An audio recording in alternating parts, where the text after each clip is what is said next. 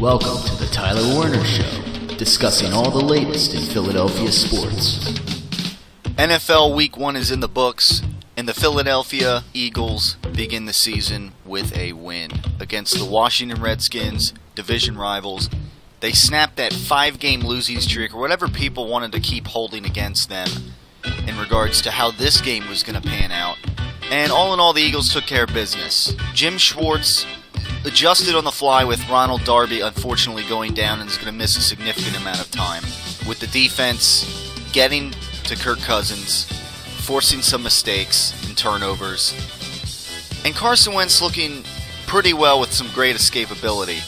Although, is his deep ball a little bit questionable? We'll discuss on the Tyler Werner Show after the Eagles get off on the right foot here to begin the 2017 NFL season. And now, here's Tyler Werner. And yes, ladies and gentlemen, Philadelphia Eagles start off the 2017 NFL season on the right foot indeed, as they go down to Washington and beat the Washington Redskins. Just like I said they would. I know whether Eagle fans or not saying, oh, well, the Eagles, they lost to the Redskins the last 5 times they played them, you know, and come on. Enough of that. What does that have to do with how this game was going to turn out? I had a feel, right from the onset, right from kickoff, Corey Clement comes in and makes a great tackle. I know it's the first play of the game, so what is that? But I just had a feeling that this Eagles team, defensively, they were going to come out tough. And that's exactly what happened. I know this game, it had its ups and it certainly had its downs. It had its moments that stressed us out. It had an unfortunate injury in Ronald Darby going down, which could potentially pose a problem, somewhat. We'll move, but the Eagles they move forward. Credit to Jim Schwartz on defense. To me, he gets like the proverbial Tyler Werner Show game ball here, if you will, as Ronald Darby goes down. But for the most part, I gotta hand it to the Eagles secondary. They, Jalen Mills. They stepped up. For the most part, they tackled pretty well. They missed a couple here and there, but they tackled pretty well. And Kirk Cousins, they made him kind of skittish. He made a play in there, but he couldn't really get in a rhythm. The one touchdown was a pick six. Carson Wentz batted ball. I don't know. The offensive line, a bit concerning. That's one of the concerns we can talk about in this game. But overall, again, as Andy Reid once said, enjoy the win. And, of course, sure enough, the Eagles are now en route to Kansas City, see if they can make it 2-0, but I'm not, no. I'm not counting on it. But the Eagles, they took care of business here. They started off on the right foot and beat the Washington Redskins. And again, I think they're going to beat them again here at home. I think the Eagles are a better team, and I've continued to say that Kirk Cousins, I just think he's kind of a fraud. You like that? You like that? Yeah, he's... Sometimes he talks a big game, but he hasn't really won diddly in this league.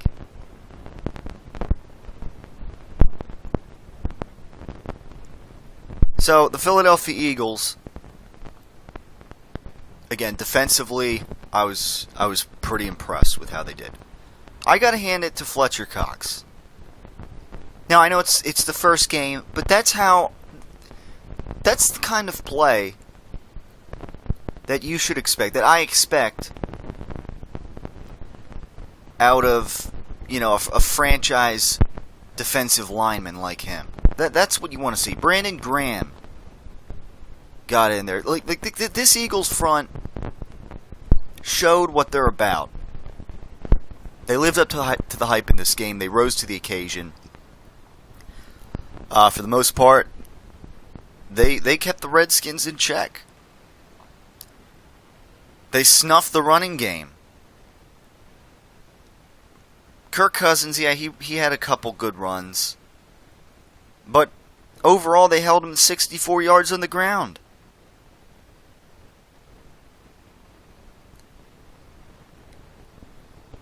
They didn't let any receiver, totally take over the game. Terrell Pryor had his 66 yards. Ryan Grant had 61. Chris Thompson, 52. Other than that, the Eagles defended pretty well. Kept, Kirk Cousins, 240 yards. He didn't, have a great game. 23 for 40. Just a couple throws. Over 50%. So, I like what this Eagles defense did overall. Especially given that Ronald Darby went down. With that dislocated ankle injury or whatever. I mean, we'll have to keep up to date with that, because that leaves a bit of a hole in the secondary. But given the circumstances here, I thought, again, Jalen Mills rose to the occasion, Patrick Robinson, Jalen Watkins. For the most part, they rose to the occasion.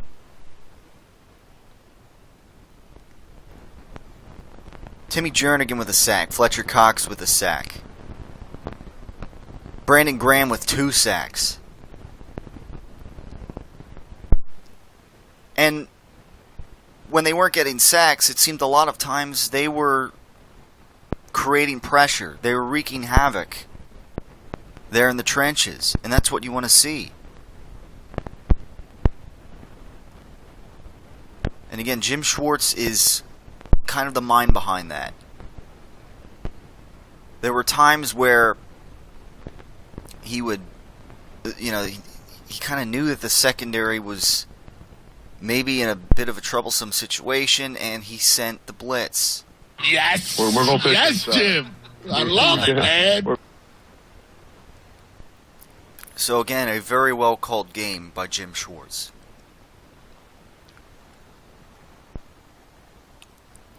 I'm interested in seeing how this defense, though, will fit. This is going to be a test, because we saw on Thursday Night Football what the Chiefs did on offense against the New England Patriots at New England. And, I mean, this Chiefs team, they got some playmakers.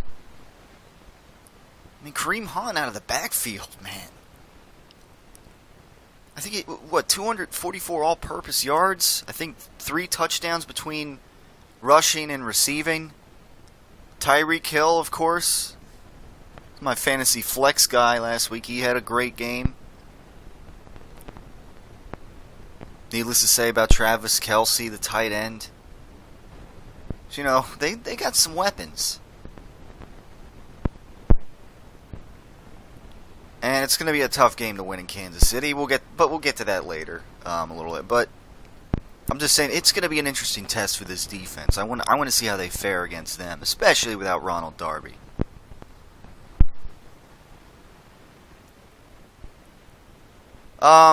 Let's look at the offense, because I think let's look at the offense and Doug Peterson while we're at it. Because there were some question marks for sure. Let's start with the quarterback, Carson Wentz. Overall, can't complain. I mean, he missed a deep ball, underthrew it a little bit to Torrey Smith earlier. I know the standouts of this game were Zach Ertz with 8 receptions. He got his yardage. He put up numbers. And, yes, ladies and gentlemen, Nelson Aguilar. What? That's right. Nelson Aguilar. Oh, man. Were obviously the standout receivers of this game. / tight ends / skill players, whatever you want to call them. Not Alshon Jeffrey. Not Torrey Smith, and nobody out of the backfield, really. Now, again, it's one of those things where it's easy. Oh, Torrey Smith, he didn't do anything this game. Well, we wouldn't be saying that if, say, Carson Wentz aired out that deep ball just a little more for Torrey Smith to grab and not have to slow down for. Because Torrey Smith, he has the guy beat in the secondary. If Wentz would have just let him a little bit more in stride, Torrey Smith comes down with that ball, barring a bad drop or something, but Torrey Smith comes down with that ball in the end zone and it's a touchdown. And then we're saying with Torrey, that's exactly what we want to see out of Torrey Smith. That's exactly what he's capable of, stretching the field like that and bringing in the deep ball with his speed. So I'm not, and again, when Torrey Smith maybe isn't getting the ball thrown to him, again, with his speed, he's stretching the field a little bit. And that's still a good thing, whether or not he's putting up numbers or not. I agree. So, it's one of those things, if Torrey Smith, if the ball was aired out a little more from Carson Wentz, and Torrey Smith would have dropped the ball, then we'd be saying, oh, well, Torrey Smith dropped the ball. But that wasn't the case. It was a little underthrown. And I think, if Carson Wentz can maybe refine his deep ball a little more, that's a touchdown.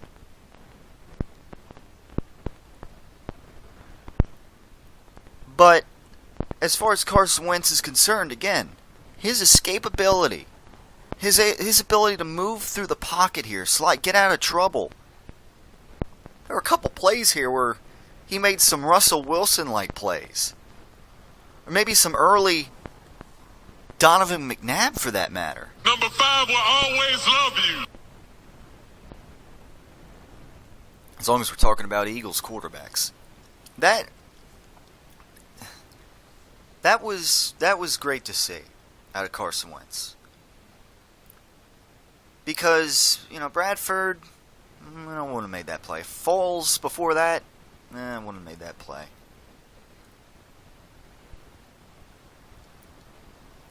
So, now, part of the reason why Carson Wentz at times had to scramble around and make those plays was because the offensive line was a little suspect. And was not necessarily what some were hyping it up to be. One of the best offensive lines in the league. I'm sorry, one of my concerns that the line was a little confusing. Concerning in the preseason. For one, because it didn't seem like they were the starters weren't necessarily out there much altogether in the preseason. But again, Jason Peters, is this going to be a season where, every game he's missing some plays and he's getting banged up or whatever? This is, for my knowledge, I'm assuming his last year. Again, I've said it, I thought 3 years ago he said it was his last season, but here he still is, out there playing.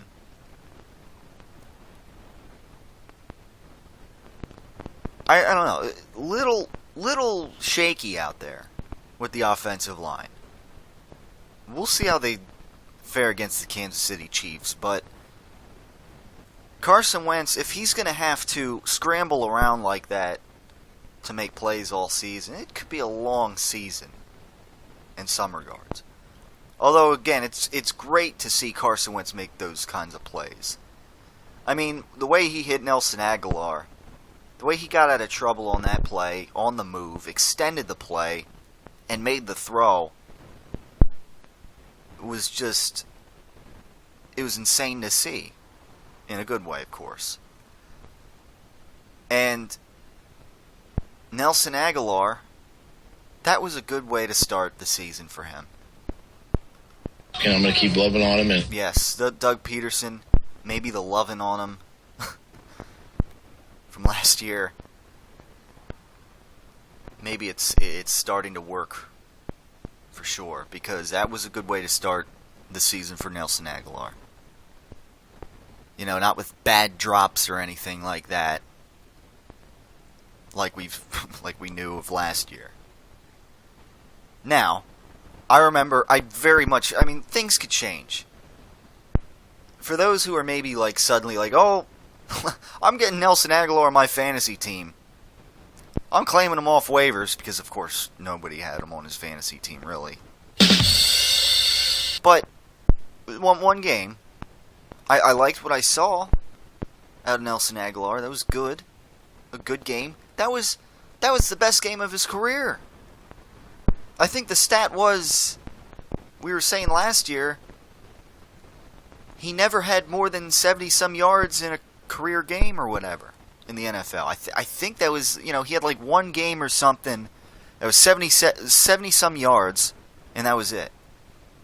And of course, he is a first-round wide receiver that was drafted from Chip Kelly a few years back. So, here he is in his third season now. Hopefully he can put it together. This season, he could put together a good season more in the slot. I remember last year, against the Cleveland Browns, he had a nice, deep snag as well. It was against the Browns, and it was the first game of the season, so there you had it. After that, it was kind of all downhill from there for Nelson Aguilar. So maybe let's see if, Nelson Aguilar can put together more games like that, where he makes some good plays and doesn't drop the ball.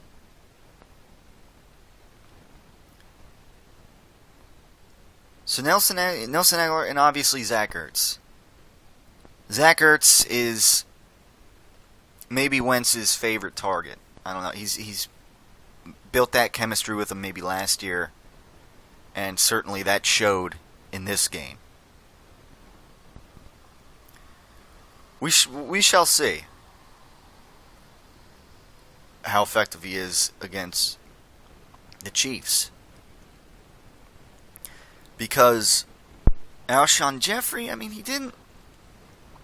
There are a couple balls that I feel like usually he snags and brings in that he didn't bring in this game. They weren't easy catches, but maybe some catches that maybe he usually makes. And Torrey Smith, again, there was a play where he could have come down with a deep ball had it maybe been a little more accurate, but it is what it is. I thought for the most part, Torrey Smith stretched the field, and that's that. The running game, for the most part, didn't seem to work. And we'll get to Doug Peterson on the other side, because he's the... I don't know. So there is some concern coming out of this game about how he called the game. And look, the way we can look at it is, well, without really an effective running game in this situation, the Eagles, won the game. Carson Wentz played pretty well. Without Alshon Jeffrey really having a great game or anything like that. I mean, 3 catches for 38 yards. You know, kind of a pedestrian game. But without really an effective running game, which maybe part of that's on Doug Peterson's playing call, maybe, you know, running the ball with LeGarrette Blount out of shotgun, which is, to me, malpractice with a back like him. A la Chip Kelly with DeMarco Murray 2 years ago. Was that like a wise-ass comment?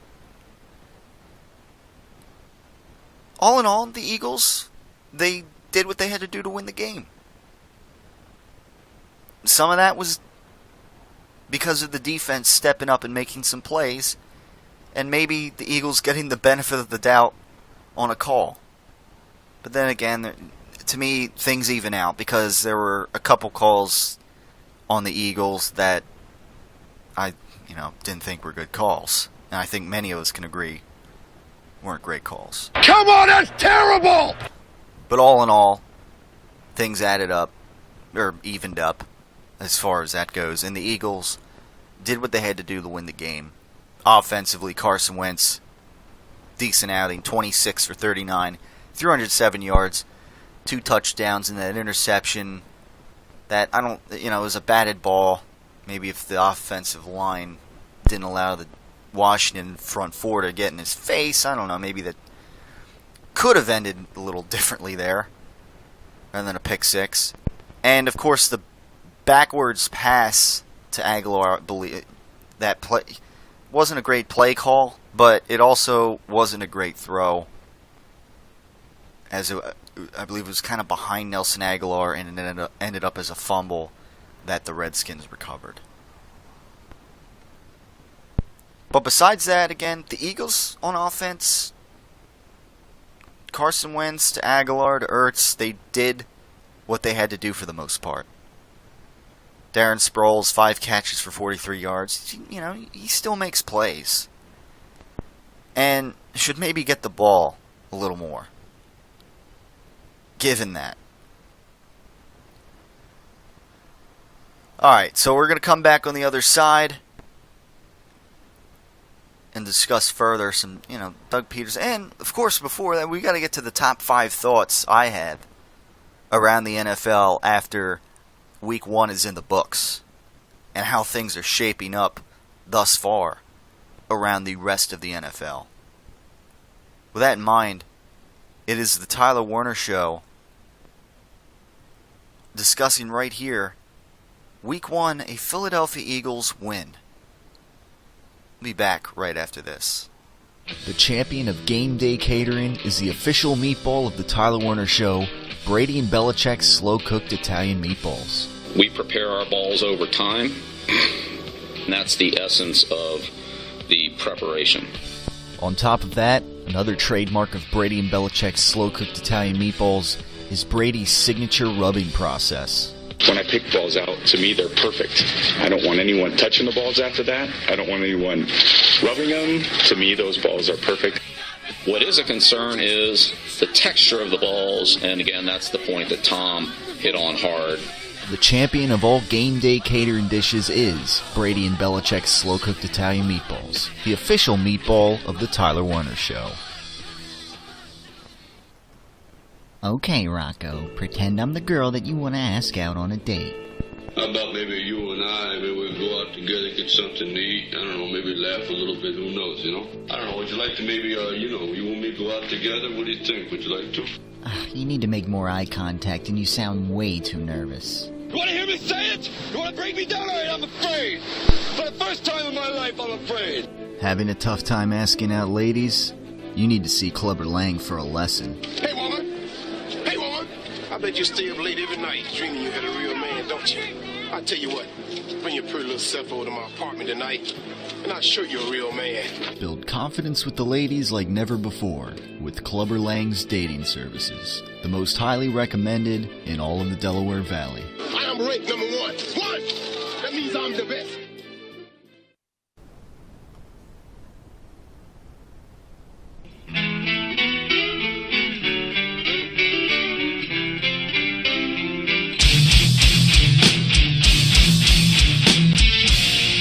And we're back on the Tyler Werner Show on this September 13th edition. Talking Philadelphia Eagles, the big win to open up the season against the Washington Redskins, snapping that 5-game losing streak or whatever they had against the Washington Redskins. And, like I said, I saw it coming. I don't know about other people. But I didn't buy into any Redskins hype, any Kirk Cousins hype, or whatever. This Eagles team is a better team than the Washington Redskins, and I think they proved it. Went down to Washington Week 1 and get the all-important division win on the road during the first week of the NFL regular season. We'll get to football in just a second, but not for nothing. But the Philadelphia Phillies, Rhys Hoskins, ladies and gentlemen. I don't know who tuned in to the 15-inning epic, I guess if you want to call it that. Not that the Phillies are vying for any kind of playoff spot or anything. Man, the season's pretty much over. But Rhys Hoskins, ladies and gentlemen, he had 2 home runs in that 15-inning 9-8 victory Tuesday night against the Miami Marlins to open up that series. And Hoskins does it again, hitting his 17th home run once again today as the Phillies beat the Marlins 8-1. 17th home run in just 33 games, his first 33 games. So, as we wind down the Phillies season officially, in about a week, I guess, or so, maybe we have a little something to look forward to other than the Philadelphia Eagles. At least when it comes to the off season for football and in the summers when we don't have anything really to talk about as far as Phillies baseball is concerned, when they're losing. Rhys Hoskins, maybe definitely a keeper, it seems so far. All right, that's our little baseball talk for the day. Let's do for the first time since last NFL season. It's kind of good to get back into the NFL swing again. Let's go around the NFL with my top 5 thoughts, Week 1.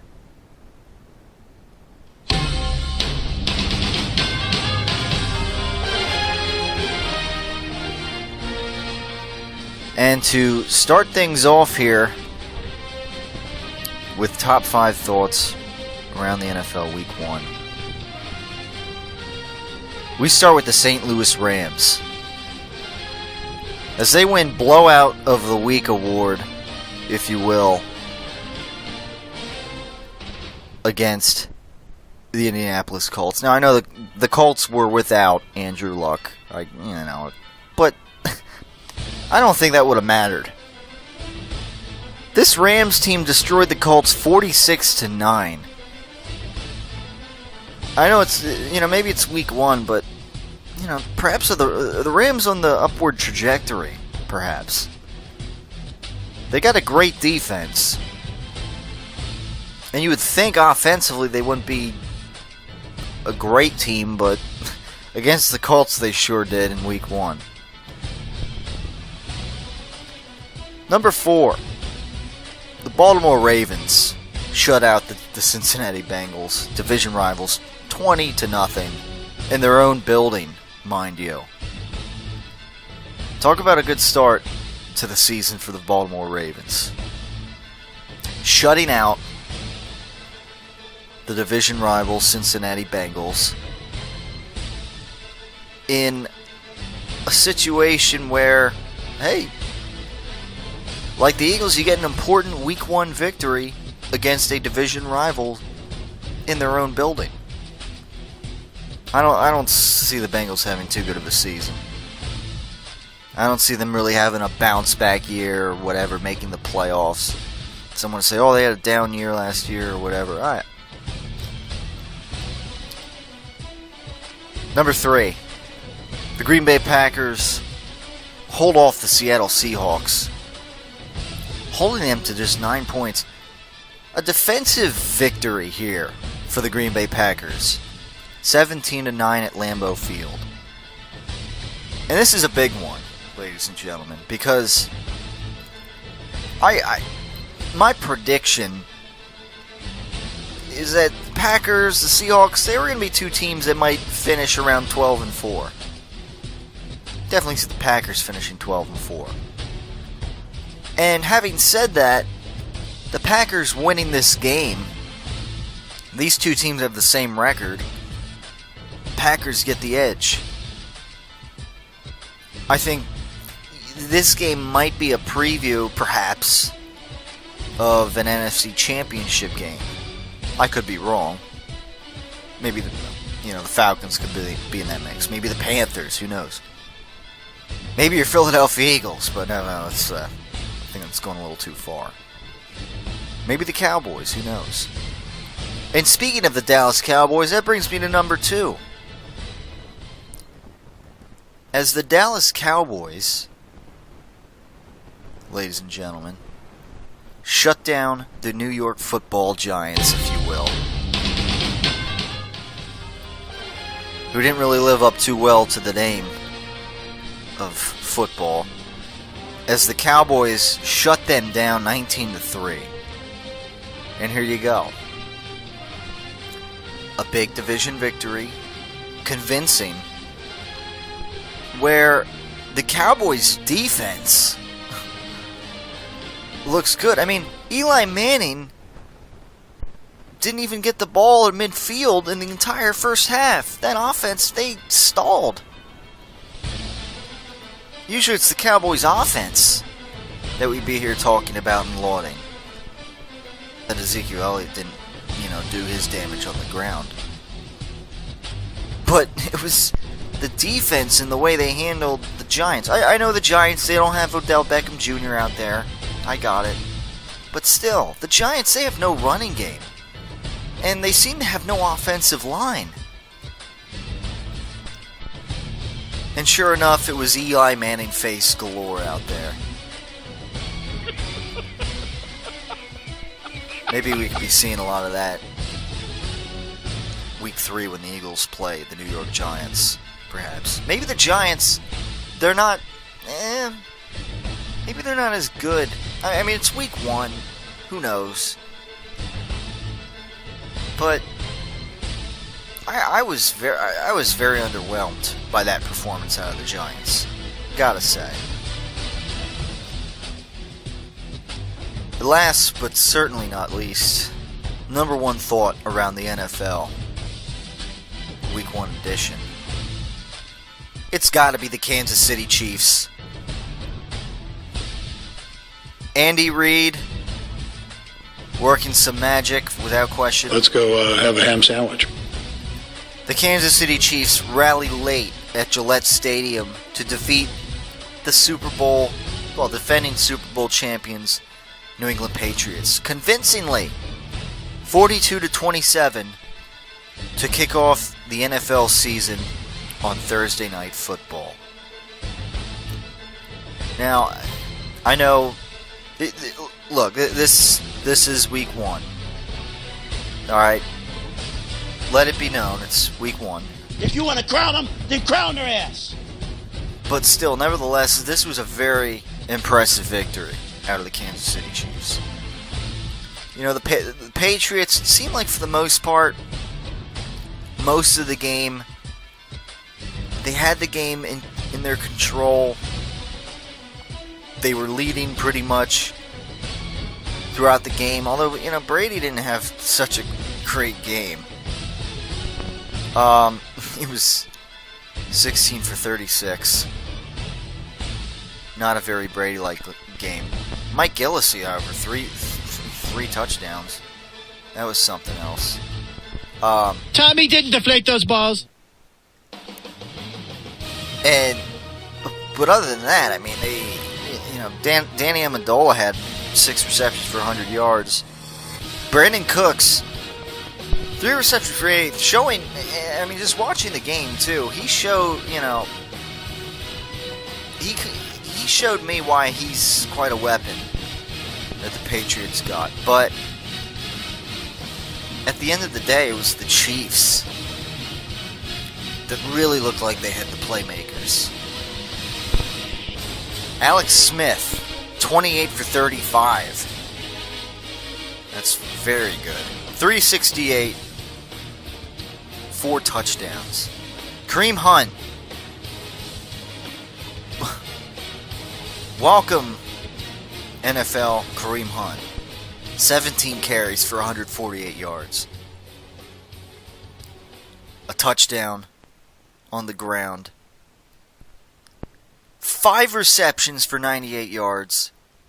2 touchdowns through the air. And this was an insane performance out of Kareem Hunt.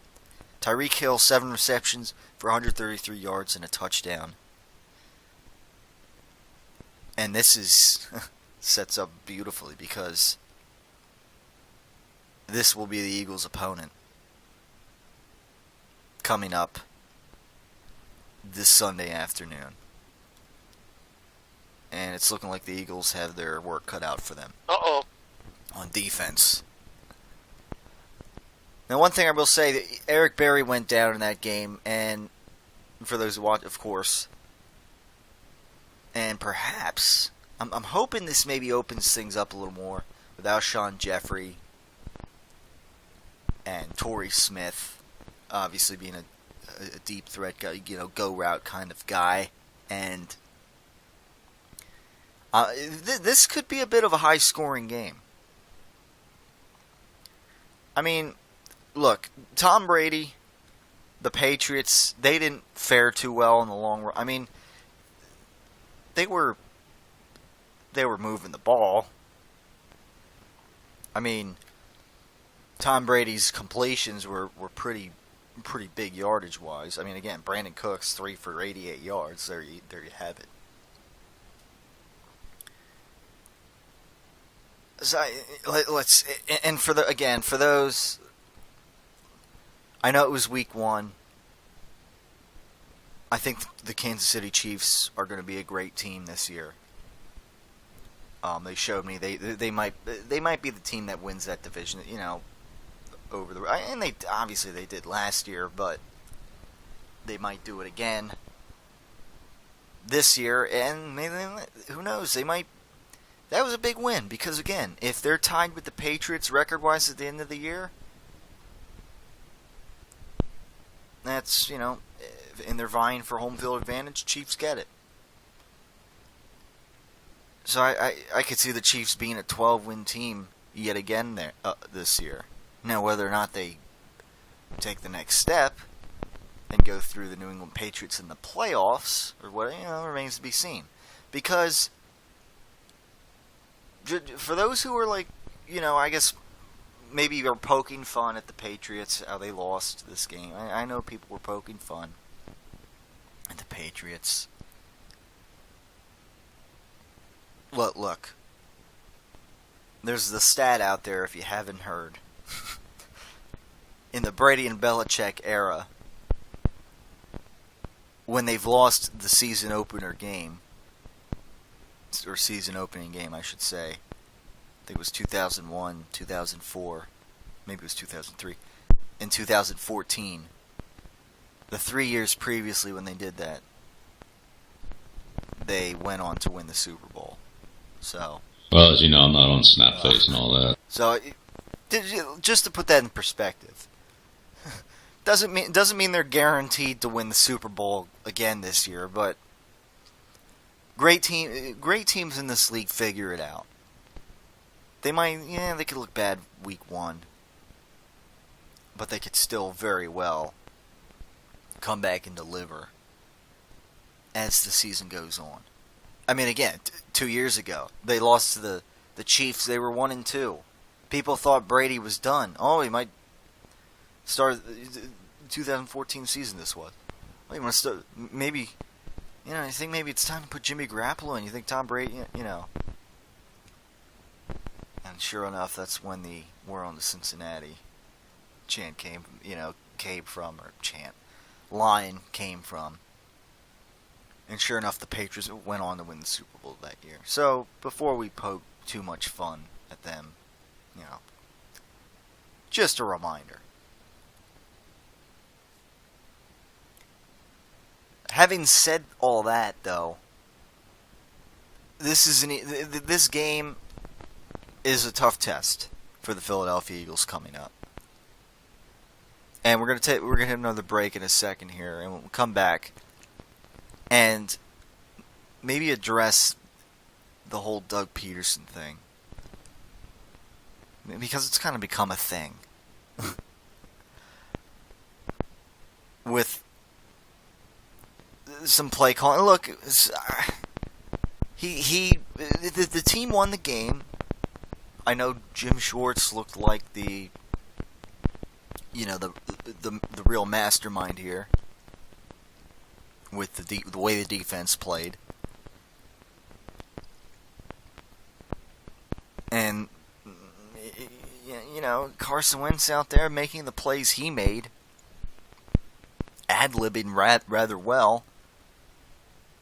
Without those two elements, the Eagles maybe don't win this game.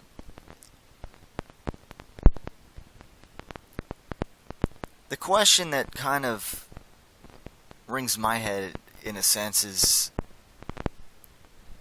as this Eagles team plays better teams and maybe vies for a playoff spot, maybe misses by a little bit, is Doug Peterson going to be the reason?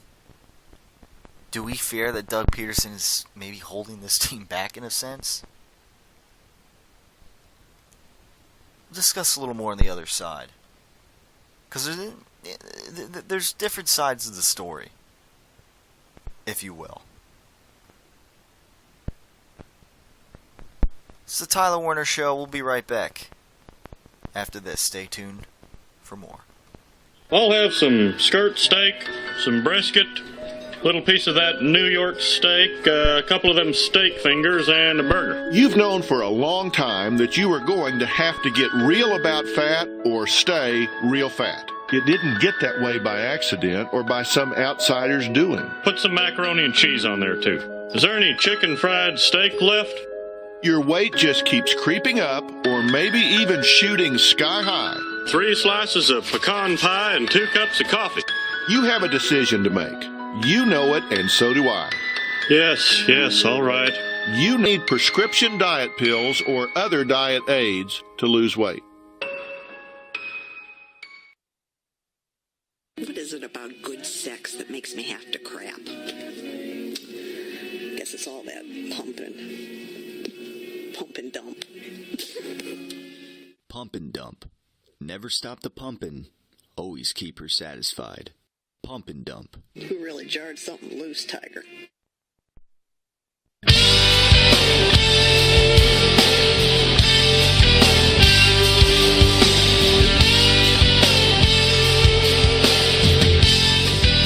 We're back on the Tyler Werner Show. Post Week 1 edition. Leading into the matchup against the Kansas City Chiefs. Definitely going to be a tough test for the Philadelphia Eagles, especially on defense. Given the injury of Ronald Darby, who I guess they're saying, I don't know, the latest I was hearing was maybe 4 to 6 weeks. I could be wrong. Let's see if we can get the latest update, perhaps, in a second with Ronald Darby. We were talking about, or I was talking about, well, if I want to call myself we or whatever, Doug Peterson. And I guess what we brought, I was bringing up last year, a lot of people were, I guess, was he biting off too much in his first year of head coaching, or just in general? Given he was not only making important game decisions that any regular head coach would make, whether sending the field goal unit out or keeping the offense on to go for a fourth down or conversion or whatever, and calling plays on offense. I mean, was he biting off more than he can chew? And continuing to do that, is that too much? That's been a topic of concern. And his play calling has been suspect. I mean, again, I'll say it. Look, at the end of the day, this Eagles team beat the Redskins. And at the end of the day, that's the most important thing. But year 2 now, the training wheels are off. And going forward on these, say, 3rd and short conversions or whatever, and even just in general, important situations where you're going to use LeGarrette Blount, don't run him out of shotgun. Alright? I mean, again, it goes back to the DeMarco Murray thing with Chip Kelly a couple of years ago. These more kind of powerful backs that maybe are not fast accelerators or whatever. Maybe it helps when the quarterback lines up under center and they get to build up a head of steam kind of theory. It's that simple.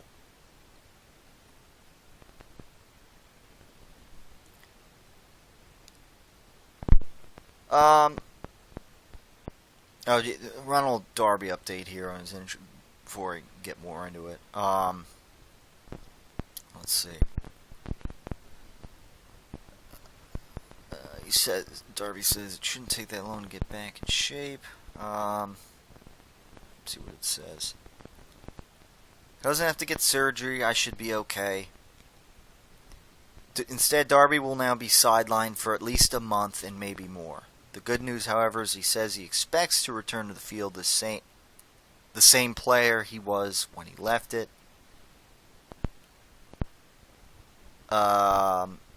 So, a month, maybe more. Yeah, that's what I was hearing. Like 4 to 6 weeks, maybe 6 weeks. We'll see. So, mid-season, we might be able to expect Darby back. That's kind of good.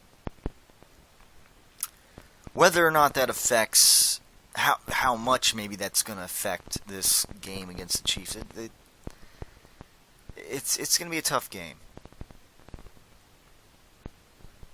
And again, this is one of these games where, of course,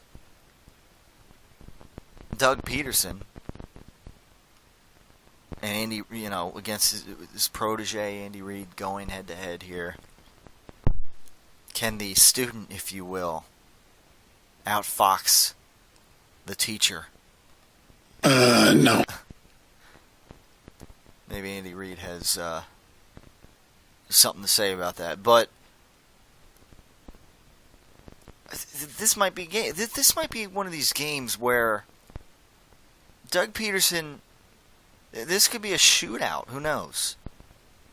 We'll see how the Eagles' defense fares again without Darby and against the playmakers that the Chiefs have. I don't know. Maybe they make Alex Smith uncomfortable this game. Get to the quarterback and take care of business. Who knows? But I'm not expecting that. This might be one of these games where Doug Peterson has to really show us something with play calling. And where there's not going to be room for errors like running it out of shotgun with a back like LeGarrette Blount. That's one thing. again, this backfield with the Philadelphia Eagles, it's not looking good. I don't know if maybe it's one of these things where LeGarrette Blount, he has to get, if he gets 20 or more carries and he really gets into a rhythm end and kind of wears out a defense, if that's maybe when he's more effective. I mean, he wasn't awful or anything. But, again, I mean, it's he's not getting much over 3 yards a carry in this game. Smallwood, 2 carries for basically nothing. I mean, Sproles had 4 carries, not really anything. They relied on basically Carson Wentz kind of ad-libbing a little bit and making some great plays. And I don't know if that maybe in turn makes it harder for Doug Peterson if they don't have a running game. I don't know if he's got to be a little more, again, I don't want to say creative, but maybe using your personnel a little more the way that you should use them. Like running LeGarrette Blount under center, not out of shotgun. I will say this, though, to offer the other side. When this Eagles team fell down 14-13, when the Redskins strike back quickly, there's the pick 6 play, and suddenly, before we knew it, that 13-0 lead that the Eagles had evaporated. And the Redskins were leading. And Ronald Darby had gone down. I will say that the Eagles, they kept it together. And that is, as a team, they kept it together, and that is kind of a sign of Doug Peterson. I guess the culture, if we can use that term again, something that soured certainly when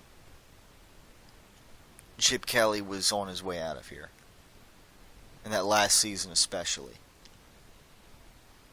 I mean, we had some painful losses where the Eagles, they'd be up, maybe they'd be up 14-0 or whatever, or 13-0. And then suddenly the other team would come back, take the 14-13 lead or whatever, and then from there out, that'd pretty much be the rest. That'd pretty much be it. And the rest of the game, it was an uphill battle. This Eagles team, they kept it together. And they were able to win this game. They didn't let it get out of hand, where the Redskins, after taking the 14-13 lead, just kept scoring after that. No, after that, they only allowed a field goal the rest of the game. And again, that's a mark of the culture that, Doug Peterson, Jim Schwartz, they have here. So while, again, while maybe Doug Peterson hasn't shown us, I don't know, quite something play calling, I will say that the culture of this team, it seems like it's there. I will say that. And I'm going to keep loving on him. But again, is in the long run, I'm just wondering, I don't know. We have to see how this season unfolds, but I'm just wondering if Doug Peterson and his play calling and maybe some other crucial in-game decisions, I'm wondering if that could be a reason that maybe keeps him from, essentially that may screw him out of a playoff spot or something. I mean, it's going to be interesting. It's going to be interesting. I can't even talk here. It's going to be an interesting season, especially given the fact that the very last game of it, the Eagles play the Dallas Cowboys, and depending where the teams are record-wise, I mean, that could very well determine who wins the division. That could very well determine if the Eagles make the playoffs or miss the playoffs, for that matter.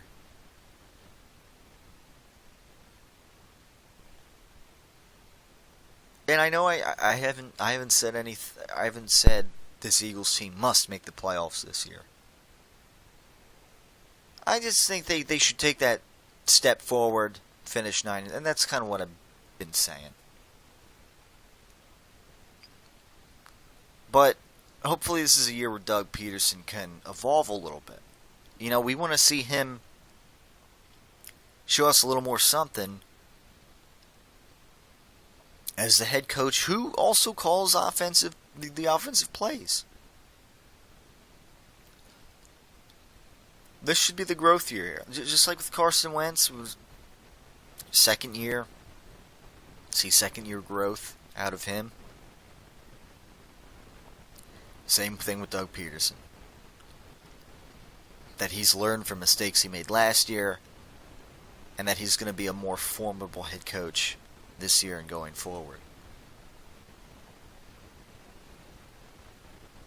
There are some reasons, some reasons, watching that first game with the play calls where maybe I question whether or not he's going to make that growth this year, Doug Peterson.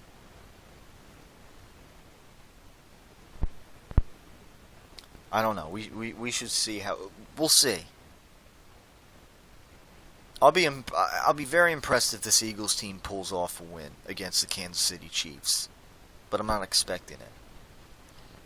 Again, I think in order for that to happen, Doug Peterson's going to have to be really on his game with play calling. But again, it remains to be seen.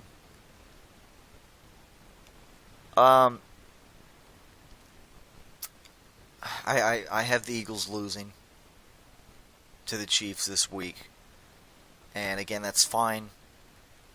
The Eagles took care of business against Washington, and we'll see how the Giants look this week, but they didn't look so hot in week 1. And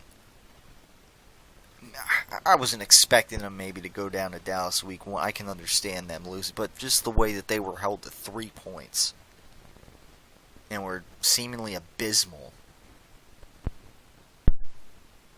We'll see.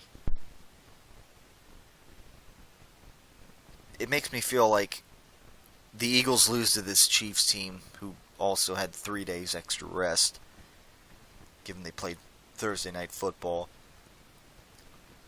I think it sets up well then for the Eagles to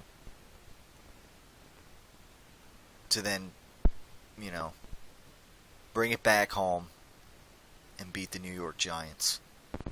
Bounce back from a loss in week 2. That's how I see it.